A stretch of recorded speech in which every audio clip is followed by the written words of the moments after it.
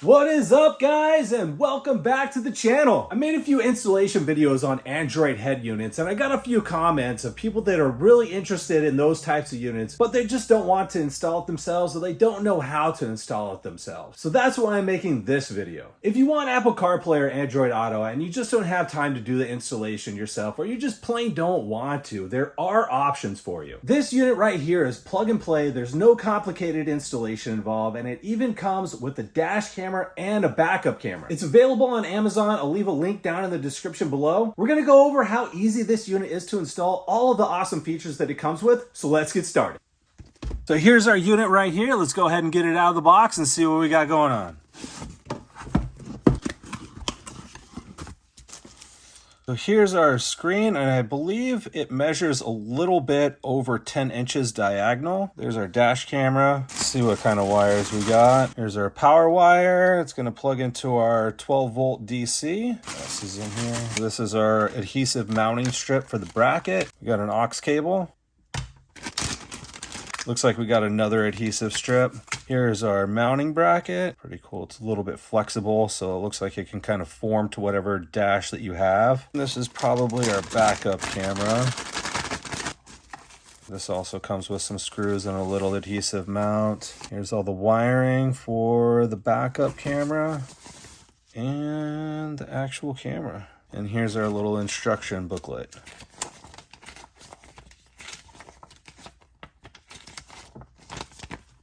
Now that we got everything unpackaged, let's hop in the truck and get this thing installed. If you are looking for a unit that installs into the dash like this one, I do have a very detailed guide on my channel. Go check it out. It's a step-by-step tutorial, and it'll show you exactly how to install something like this. The first thing that we're going to want to do is attach our adhesive to the mount right here. We're going to attach the adhesive, and then we're going to stick it onto the dash wherever we want it. I'm not going to attach the adhesive yet because I don't know exactly where I want it mounted. But if you do end up mounting it not so straight, it's not a big deal because you could see here that this is actually a swivel mount. So once it's attached to the unit, you have the option to move it up and down.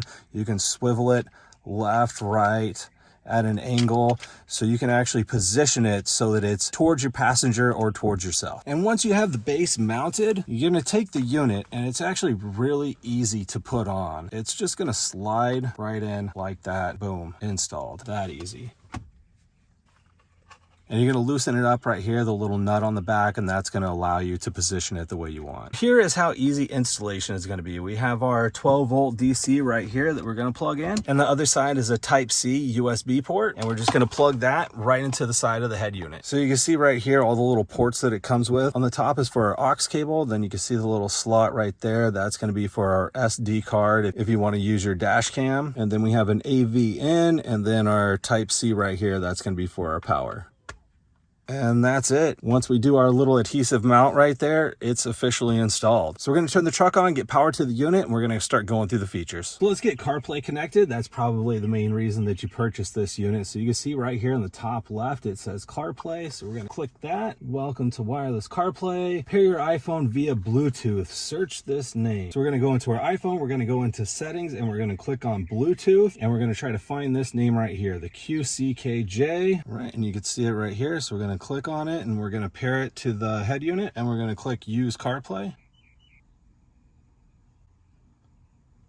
Boom, and there we go. That was that simple to hook up CarPlay. Just connect the Bluetooth, that's it, and now it's connected. If you have two people in the car and you don't want your phone hooked up to CarPlay, but you want your passenger's phone hooked up to CarPlay, that's what this little icon right here in the corner is for. So if we click that icon, you can see disconnect or not. If you're an Android Auto user, we're just gonna go to our home button, and you can see right here, here's your Android Auto. You're gonna click that, and you're gonna go through a similar setup process. I don't have an Android phone, so unfortunately, I can't go through the steps with you, but it's super simple. So now that CarPlay is connected, we have access to all these other features. We have our phone here. We got Google Maps, and if we click down here on the corner, we're going to have a lot of other options. We got our phone, Apple Maps, text messages. Anything that is CarPlay compatible is going to be on here. And if we double tap over here on our dash cam, it'll actually make it go full screen. Say you don't want your front-facing camera screen to be on the right side, you can switch it over to the left side. If that's more of your preference, we're going to go to the home button and we're going to go into settings, system, and right here where it says driving habit selection, and you're going to change it to right and then hit yes. And to use the dash cam functions, make sure you do have an SD card inserted in. It's not going to record anything unless you have an SD card inserted. And you can also, just like your backup camera has parking lines, you can actually turn on and off parking lines for your front view camera as well. And once we're into the dash cam features, if you just tap on the screen, you can see all your little icons that are going to pop up. So down here where the microphone is, that's just going to obviously turn your sound on and off. So when you're recording through your dash cam, if you do want to capture sound, you have that option. And then the other little icon right here, while you're driving, if you just want to take a snapshot of a license plate or whatever it is, you can just click the little camera icon and it's going to take a snapshot. And then our little icon right here, that is going to start and stop your recording. Right here, we can go into our settings and change any preferences that we want to change. And this is probably the coolest feature of the dash cam. So if we click this little button to turn it on, so you can see the little lines, they kind of look like the parking lines on your backup camera. So this is going to show you the distance between your car and the car ahead of you. This is the driving assistance system. It'll actually give you a warning when a car is too close to you. A lot of cool features that come in newer vehicles, you're actually going to be able to get with this unit. And some fun quick features on our display. On the right side here, if we hold down, we can actually adjust our brightness. And then on the left side, if we hold down, we can actually tilt our camera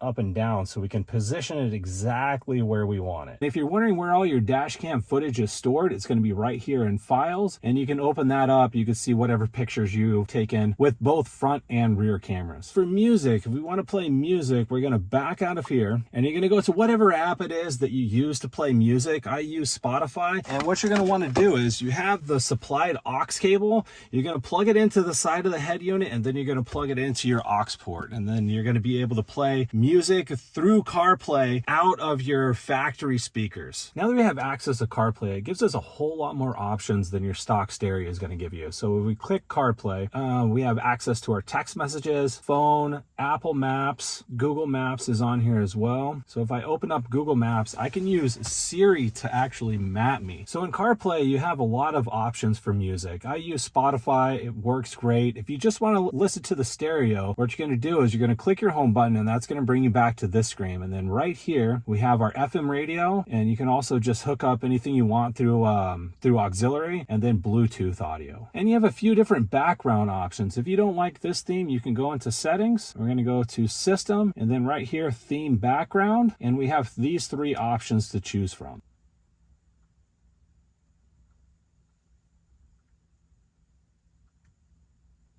And there we go. We have a different background. Once again, thank you guys so much for watching. I hope you enjoyed this video on a short little tutorial on how to install one of these units. It couldn't be any simpler. You literally have the DC port, you plug it in, hook up your Bluetooth, and then you're good to go. Don't forget to like and subscribe, and I'll see you guys in the next one.